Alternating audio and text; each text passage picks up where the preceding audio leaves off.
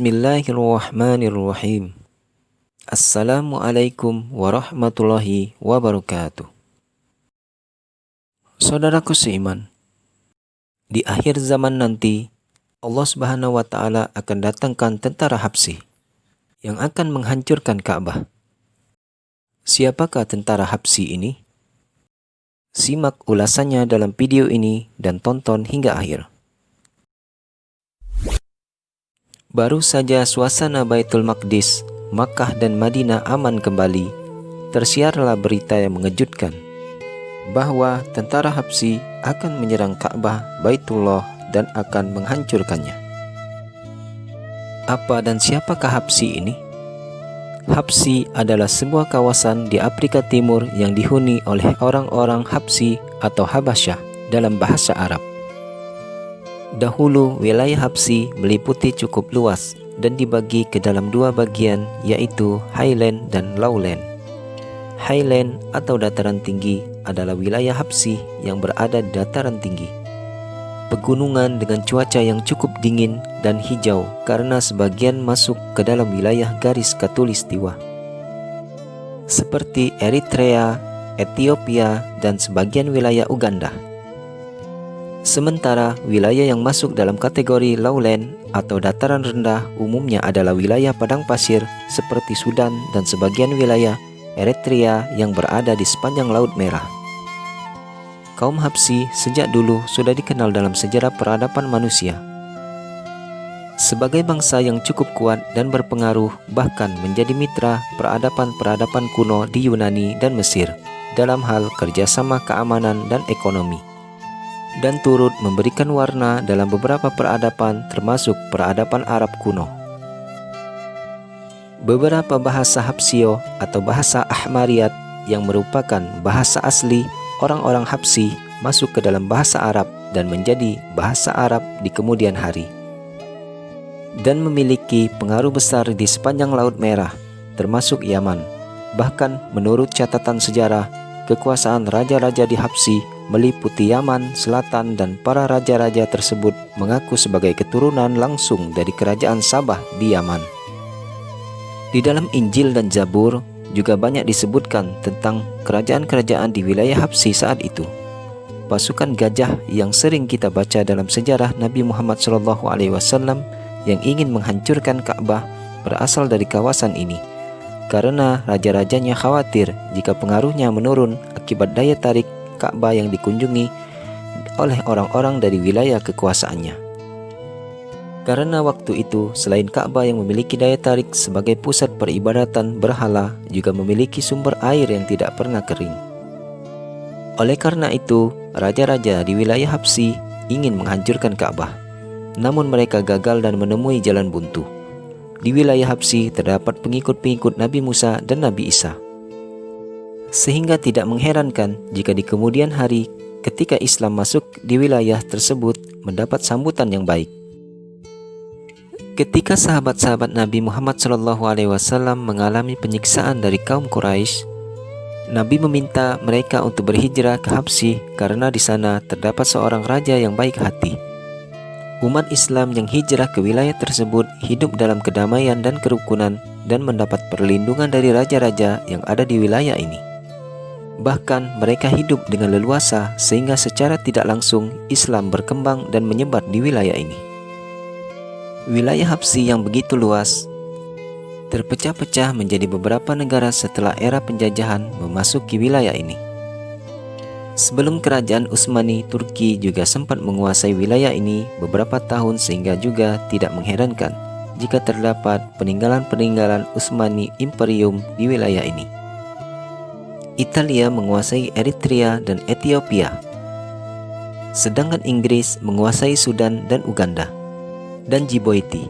Kemudian selanjutnya Habsyi menjadi negara-negara kecil pasca era kemerdekaan bangsa-bangsa di dunia ini.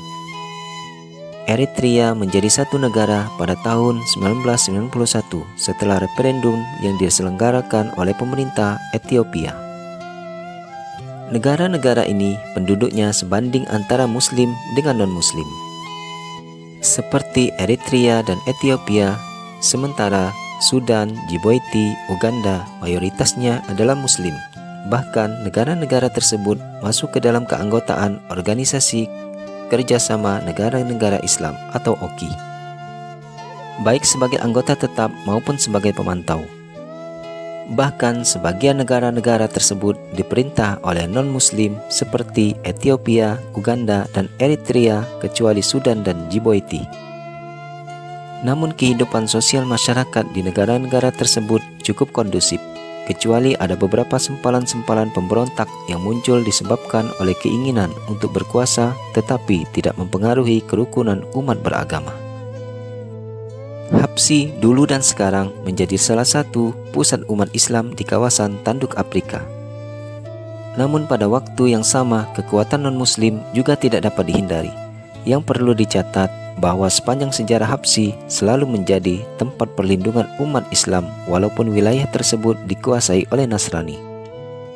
Maka nanti tentara Habsyi ini akan menyerang Ka'bah.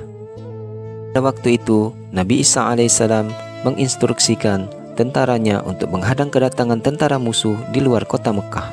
Ketika tentara muslimin bertemu tentara musuh di luar kota Mekah, maka seketika itu terjadilah pertempuran yang sangat sengit. Suara meriam dan senjata api berdetum-detum balas-membalas. Kedua belah pihak bertempur sangat seru. Sudah banyak berjatuhan korban. Pertempuran masih berlangsung terus dan makin seru. Konon ceritanya tentara muslimin dapat dipukul mundur. Tidak dapat menahan kekuatan musuh yang sangat luar biasa. Bala bantuan tentara-tentara musuh terus mengalir dari Abyssinia. Kaum muslimin tidak dapat mempertahankan kota Mekah. Dipukul mundur oleh musuh sampai perbatasan Baitul Maqdis. Akan tetapi ketika tentara kaum muslimin sampai di muka pintu kota Baitul Maqdis, terlihatlah orang sedang membawa jenazah dengan diiringi orang banyak. Itu ialah jenazah Nabi Isa alaihissalam. Beliau telah berpulang ke rahmatullah setelah menjalani tugasnya selama lebih kurang 10 tahun di Baitul Maqdis. Inna lillahi wa inna ilaihi raji'un. Tinggallah kaum muslimin dalam duka.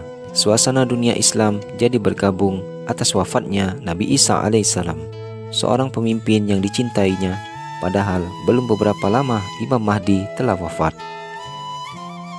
Alangkah berdukanya kaum muslimin pada tahun-tahun itu kehilangan dua orang pemimpin yang sangat besar jasanya bagi dunia dan agama. Tahun itu betul-betul adalah tahun duka cita. Pada waktu itu, tentara kaum muslimin di Mekah berjuang mati-matian untuk mempertahankan Ka'bah Baitullah dari serangan musuh yang bermaksud akan menghancurkannya. Dengan gigih kaum muslimin mempertahankan rumah suci Allah sampai titik darah yang penghabisan. Walaupun ketika itu mereka kalah jumlah, namun kaum muslimin tetap bertahan. Sedikit pun tidak gentar.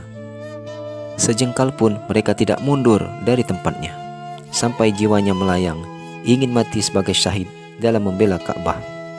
Tentara musuh lebih kuat dan lebih banyak.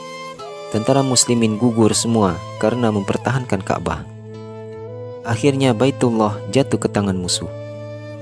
Kemudian Masjidil Haram mereka hancurkan. Dan Hajar Aswad mereka buang ke laut. Maka berakhirlah riwayat Ka'bah dan Masjidil Haram yang jadi kebanggaan umat Islam berabad-abad lamanya. Dan kini tinggal namanya saja. Imam Mahdi telah berpulang ke rahmatullah dan Nabi Isa alaihissalam telah kembali ke hadirat Allah. Kiranya tugas keduanya telah selesai. Dan Ka'bah sudah tiada lagi. Sudah tidak ada lagi tempat orang melakukan ibadah haji. Ka'bah tinggal puing-puingnya saja. Inilah dia cirinya dunia menunggu beberapa saat lagi dunia akan kiamat. Wallahu a'lam bissawab.